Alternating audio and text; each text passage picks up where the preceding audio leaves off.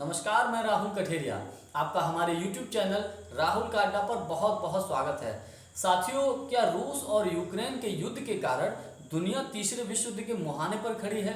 सवाल ये भी है, क्या रूस यूक्रेन के ऊपर परमाणु हमला कर सकता है? क्योंकि अभी जैसा कि कुछ दिन पहले रूस ने ऐसी धमकी भी दी है। और रूस और यूक्रेन के युद्ध की वजह से दुनिया क्या दो धड़ों में बंट गई है? ये भी अपने आप में सवाल है। इसके बारे में हम चर्चा करें तो हम समझते हैं कि कुछ देश ऐसे हैं जो यूक्रेन के पक्ष में खुलकर हैं, जो कई देश ऐसे मोस्टली हैं, लेकिन कुछ देश ऐसे भी हैं जो रूस के पक्ष में खुलकर हैं, लेकिन कुछ देश ऐसे हैं जो ना तो इधर हैं ना उधर हैं, जो बीच में हैं। अब हम थोड़ा यहाँ पर ये समझने की कोशिश करते हैं कि रूस और भारत के जो राजनीतिक संबंध रहे हैं, अगर इतिहास की हम बात उठाएं कि जब ऐसी ऐसी परिस्थितियां भारत के लिए बुरी परिस्थितियां आई तो रूस ने भारत की किस प्रकार से मदद की। अब जानकारी के लिए मैं आपको बता दूं, 1971 में जब भारत और पाकिस्तान का युद्ध हुआ था तो उस युद्ध में अमेरिका ने खुलकर पाकिस्तान की मदद की थी और भारत के ऊपर हमला करने के लिए उसने अपना 7वां बेड़ा भेज दिया था। अमेरिका ने चीन को भी उकसाया था कि भारत के ऊपर चीन हमला कर दे, लेकिन रूस ने चीन को स्पष्ट संदेश दे दिया था कि अगर भारत के ऊपर हमला किया तो उसका परिणाम भुगतने के लिए तैयार रहे। और चीन ने डर की वजह से फिर किसी भी कारणवश उसने हमला भारत पर नहीं किया, लेकिन अमेरिका ने अपना 7वां बेड़ा भारत के खिलाफ भेज दिया।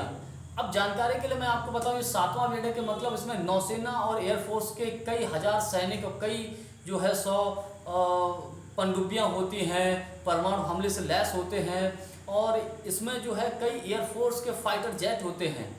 तो इस प्रकार से अमेरिका और ब्रिटेन दोनों ने भेज दिए। अब ऐसी कंडीशन में भारत के लिए बहुत बड़ा खतरा पैदा हो गया था।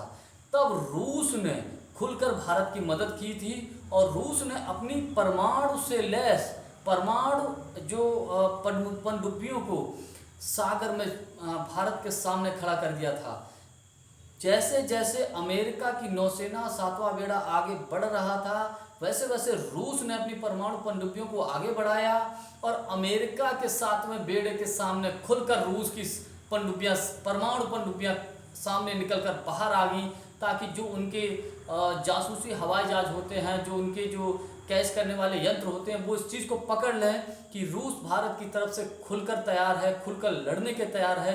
जब अमेरिका और ब्रिटेन की नौसेना एयरफोर्स ने देखा कि रूस की पनडुब्बियां भारत के पक्ष में खुलकर खड़ी हो गई हैं, सीधा चेतावनी दे दी, बड़े पास से जाकर खुलकर सामने खड़ी हो गई। अमेरिका और ब्रिटेन की सेनाओं के हाथ पैर फूल गए। तत्काल अमेरिका ने अपने 7वां बेड़ा वापस कर लिया, ब्रिटेन की सेना ने भी अपनी सेना को वापस कर लिया। तो ऐसे समय में रूस ने भारत की मदद की थी। अगर उस वक्त रूस भारत की मदद न करता तो भारत के आगे बहुत बुरी कंडीशन हो सकती थी।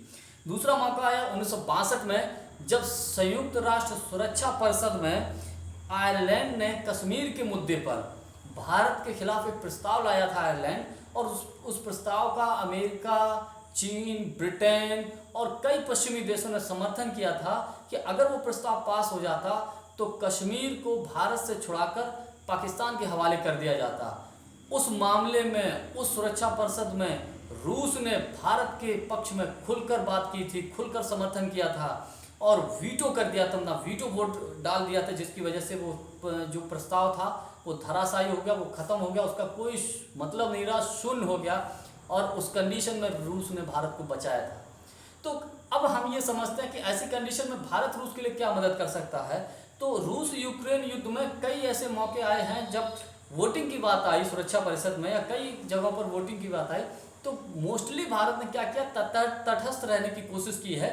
वो उसने ना तो यूक्रेन के विरोध में पक्ष में वोट डाला और ना उसने रूस के पक्ष में वोट डाला, वो बीच में रहा। तो ऐसे में ना तो रूस के खिलाफ गया और ना रूस के पक्ष में गया। ये भी अपने आप में एक बहुत बड़ी राजनीति होती है। अगर आप किसी का अच्छा ना कर सको तो किसी का बुरा भी ना करो, तो वो भी आप अपने आप में बहुत बड़ा सपोर्ट होता है। तो कहने का मतलब ये भी एक इस वक्त जो रूस और यूक्रेन का जो युद्ध चल रहा है, इस वक्त यही कंडीशन बनी हुई है दुनिया के आगे। दुनिया दो धड़ों में बढ़ गई है, धड़ा तो तीसरा भी है जिसमें कुछ ना इधर है ना उधर है। तो कहने का मेरा तात्पर्य यह है कि आज बहुत गंभीर मुद्दा है, आज बहुत गंभीर विषय है।